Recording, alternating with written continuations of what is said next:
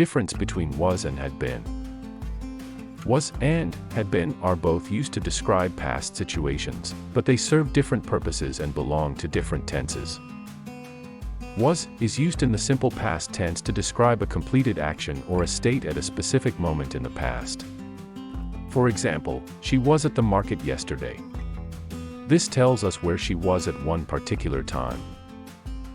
On the other hand, had been is used in the past perfect continuous tense to describe an action or condition that started in the past and continued for some time before another past event occurred.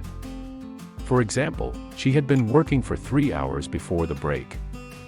This shows that her working continued up to a point in the past. In summary, was is simple past, a one-time event or state, and had been is past perfect continuous, something that continued over time before another past event. Thanks for watching. For more such informative videos, subscribe our channel and like the video.